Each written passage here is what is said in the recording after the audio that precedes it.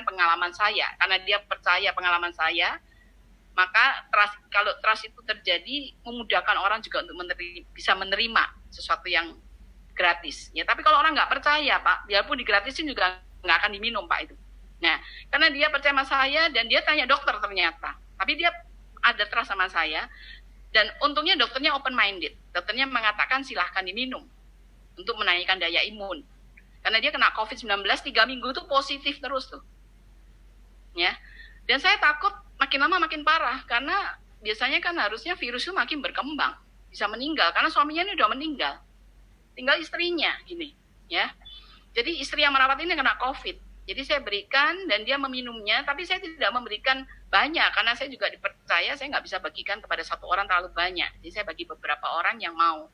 Nah, pada saat dia meminumnya, ya, dia membuang obat kimia, yaitu obat mah. Karena apa? Karena pada saat dia kena COVID, mungkin dikasih apa ya di rumah sakit, karantina 3 minggu tuh di rumah sakit ya, khusus untuk pasien COVID. Obat itu membuat emahnya tuh sakit. Akibat obat itu.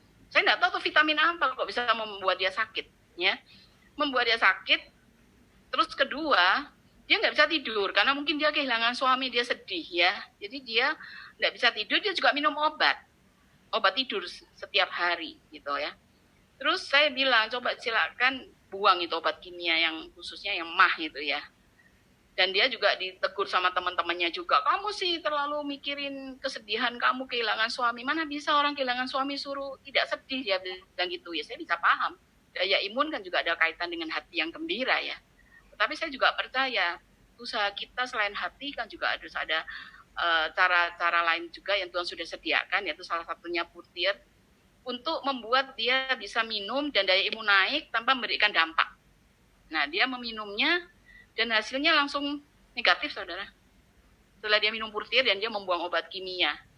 Dan dia tentunya tidak meminum obat-obat yang dari rumah sakit yang membuat kimianya bermasalah, membuat mahnya bermasalah. Ya, dan sekarang dia sudah keluar dan dia sudah dikarantina 14 hari lagi sebelum dia kumpul dengan keluarganya.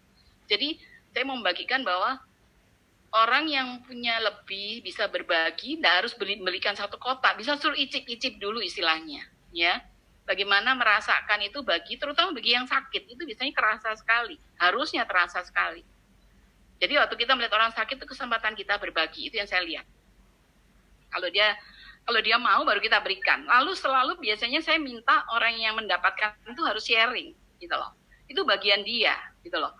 Kalau nggak sharing, saya nggak yakin dia minum juga. Kalau dia minum, harusnya ada sesuatu yang baik dia bisa bagikan. Itu bagiannya dia. Itu kewajiban dia kalau saya bilang ya. Kalau kamu sudah menerima sesuatu yang baik, kamu juga harus membagikan. Tidak boleh disimpan sendiri, itu juga dosa loh buat saya. Ya. Kecuali memang dia tidak merasakan apa-apa sejujurnya, ya dia silakan mengatakannya gitu. Tapi kalau dia merasakan sesuatu yang baik, tidak boleh dia simpan hanya untuk dirinya sendiri, lalu orang lain tidak tahu. Jadi selalu saya bilang kepada yang menerima untuk dia men-sharingkan apa yang dia dapatkan setelah dia minum, dampaknya apa, supaya orang lain juga ikut bergembira dan bisa berbagi kepada yang lain dengan sharingnya itu. Itu dari saya, Pak Gideon. Ya, terima kasih Bu Rahel. Itu